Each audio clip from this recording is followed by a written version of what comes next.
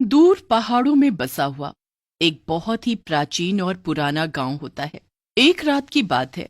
चांद को काले बादलों ने ढक दिया था, जिस कारण हर तरफ रात से भी भयंकर अंधेरा छा गया था। जंगल की झाड़ियों में से 4 घोड़ों की चौकड़ी की सवारी जा रही थी, जिसमें 3 दोस्त अमित, गिरीश और नीरज होते हैं। यार अमित, गिरीश, ये जंगल कितना डरावना है ना। सुना है इस जंगल में भूत पिशाच जैसी काली शक्तियों का वास है। अबे चुप कर ओए, तू और तेरी घटिया बातें तू अपने पास ही रख। और नहीं तो क्या। भूत पिशाच को साधारण मत समझो, वो सच में होते हैं। इस गांव में कई सारे भूत पिशाच रहते हैं। अरे काका, ये गांव है इसीलिए ऐसा है। अब एक वीरान गांव भूतिया ही लगेगा ना, थोड़ी यहाँ पर शहर जैसी जगमगाहट होगी। हाँ गिरीश, सही कह रहा है काका। नहीं, मैंने कहा ना कि काली शक्तियां सच में होती हैं। तुम लोग ये मानते क्यों नहीं? काका अब आप बोर मत करो यार, और चौकड़ी चलाने पर ध्यान दो। हम इस गांव में यहाँ के ऐतिहासिक पर्यटक स्थल देखने आए हैं। तुम लोग ऐसे नहीं मानोगे। वो आदमी चौकड़ी को गांव में ले जाने की जगह एक कब्रिस्तान में ले जाता है और तीनों दोस्त डर जाते हैं। ओह तेरी, ये तो कब्रिस्तान है। काका, ये काका कहाँ चले गए? यार अभी तो यहीं पर थे काका, अभी के अभी कहाँ गायब हो गए? ये सब क्या चल रहा है अमित? मैंने कहा था ना कि इस गांव में भूतों का वास है। लगता है काका एक भूत थे। क्या? अगर ऐसी बात है तो भागो यहाँ से, ये कब्रिस्तान है। हाँ, यहाँ कब्रिस्तान में रहना खतरे से खाली नहीं। तीनों दोस्त अपनी जान बचाते हुए उस खौफनाक कब्रिस्तान से भाग रहे होते हैं। तभी अचानक से चौकड़ी उनके सामने आती हैं और अपने आप उनका रास्ता रोकती हैं। चारों घोड़े उनकी तरफ गुस्से से देखते हैं और उन चारों की आंखें अचानक से लाल हो जाती हैं। हे भगवान, इन चारों की आंखें अचानक से लाल कैसे हो गई? कहीं ये भूतिया घोड़े तो नहीं? तभी अचानक से चारों घोड़ों में से 4 आदमियों की आत्माएं निकलती हैं और उन चारों डरावनी आत्माओं को देखकर तीनों दोस्तों के रोंगटे खड़े हो जाते हैं। तुम तीनों को अब मरना होगा। तुम तीनों को शायद ये पता नहीं था कि गांव की पहाड़ी पर जो चौकड़ी आती है उस पर कभी सवारी नहीं करनी चाहिए, क्योंकि इस चौकड़ी के 4 घोड़े भूतिया हैं और उनमें हम चारों भूतिया भाइयों की आत्मा कैद है। ये कोई मामूली चौकड़ी नहीं है, एक चंडाल चौकड़ी है। चारों भाइयों के भूत उन तीनों पर वार करने जाते हैं। तभी अमित अपनी जान बचाते हुए वहां से भाग जाता है और झाड़ियों में छुप जाता है। वहीं वो चारों गिरीश और नीरज को मार देते हैं। नहीं, उन चारों भूतों ने मेरे दोस्त नीरज और गिरीश को मार दिया होगा। ये सब क्या हो गया? अब मैं क्या करूंगा? तभी अमित को उसकी तरफ चंडाल चौकड़ी के आने की आवाज सुनाई देती है। घोड़ों के पैरों की दौड़ सुनकर अमित की सांसें तेज हो जाती हैं और वो बहुत घबराने लगता है। ये क्या? लगता है वो चंडाल चौकड़ी मेरी तरफ ही आ रही है। कहीं उन भूतिया भाइयों ने मुझे सूंघ लिया तो? नहीं नहीं, मुझे यहाँ से दूर जाना होगा। अमित फौरन हल्के हल्के कदमों से पीठ झुकाकर उन झाड़ियों से कोसों दूर चला जाता है। तभी उसे एक सांप नजर आता है। तभी अमित फौरन पास के पेड़ पर चढ़ता है और वो उसकी डाली पर बैठकर ही रात गुजारता है। सुबह होने पर वो गांव में जाता है, जहां सरपंच पंचायत में बैठे होते हैं। वो उन्हें और गांव वालों को जाकर सब कुछ बताता है। क्या ये तुम क्या कह रहे हो? तुम्हें पता नहीं था क्या कि उस पहाड़ी पर वो चंडाल चौकड़ी हर रात मंडराती है और नए लोगों को फंसाकर वो चारों भाई लोगों को मारकर अपना शिकार बना देते हैं? नहीं सरपंच जी, मुझे और मेरे दोस्तों को ये सब नहीं पता था, लेकिन अब मैंने अपने दोस्तों को खो दिया। बहुत दुख हो रहा है मुझे।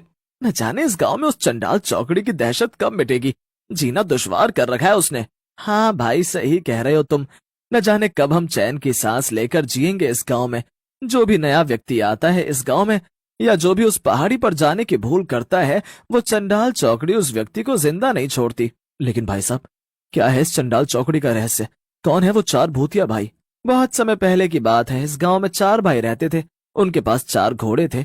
वो अपने घोड़ों पर गांव के लोगों को सवारी दिया करते थे और इस कारण गांव के बाकी सवारी वाले जैसे बैलगाड़ी, हाथ गाड़ी और अन्य सवारी वाले परेशान होने लगे, क्योंकि जिसे देखो वो बस उन 4 भाइयों के घोड़ों पर ही सवारी किया करते। जिसके बाद एक दिन जब चारों भाई अपने घोड़ों के अस्तबल में सोए होते हैं, तभी कुछ आदमियों ने जलन और गुस्से के कारण उस अस्तबल को जला दिया और उन चारों भाइयों को मौत के मुंह में भेज दिया। और तब से उन चारों भाइयों की आत्मा उनके 4 घोड़ों में कैद हो गई और गांव में उनकी चंडाल चौकड़ी घूमने लगी और एक के बाद एक लोगों को खून के मौत देने लगी। और ये सिलसिला। आप लोगों ने कभी कुछ किया नहीं उस चंडाल चौकड़ी को खत्म करने के लिए? वो चंडाल चौकड़ी 4 भूतों की ताकत है। उसे जो भी खत्म करेगा वो अपनी जिंदगी से हाथ धो बैठेगा। क्या? हाँ, यही सत्य है उस चंडाल चौकड़ी का।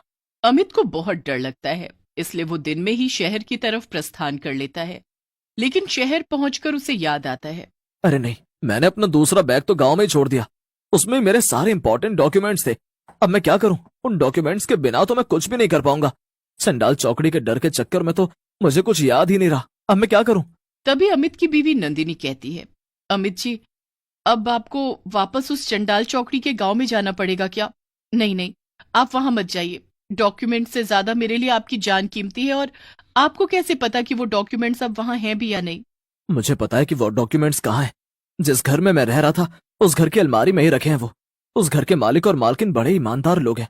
उन्होंने जरूर मेरे डॉक्यूमेंट संभाल कर रखे होंगे। लेकिन अमित जी, ठीक है, मैं भी आपके साथ चलूंगी फिर, वरना यहाँ पर आपकी चिंता करते ही मेरी जान निकल जाएगी। नंदिनी, पिछली बार जब हम उस गांव में गए थे तभी हमें चंडाल चौकड़ी के बारे में कुछ भी पता नहीं था, लेकिन इस बार मुझे सब कुछ पता है।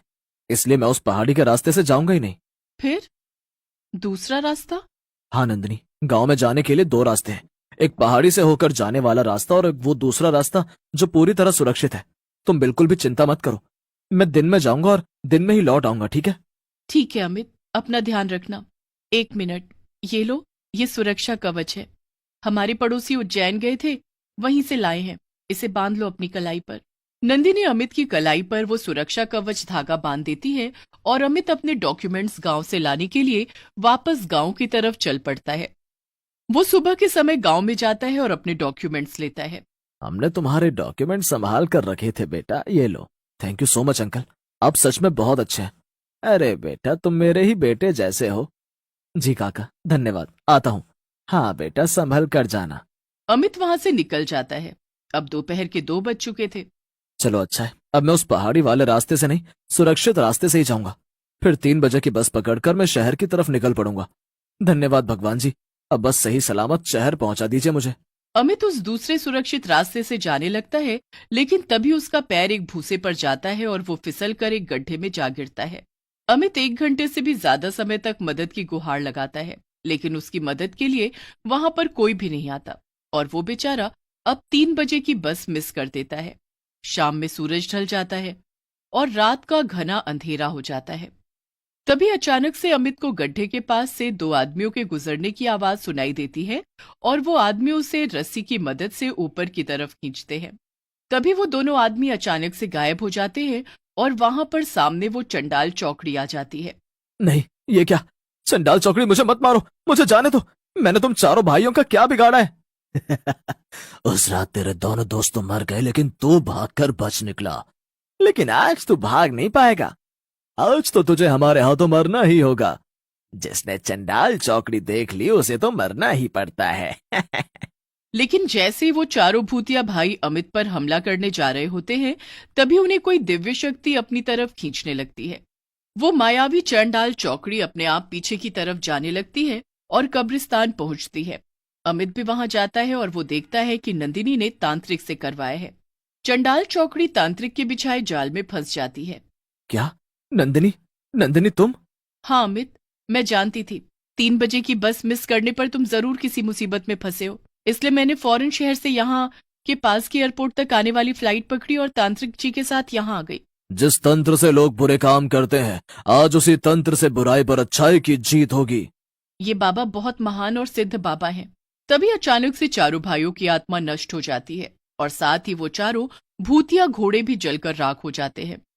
नंदिनी के इस साहस के कारण उस गांव से चंडाल चौकड़ी का कहर खत्म हो जाता है और सभी चैन से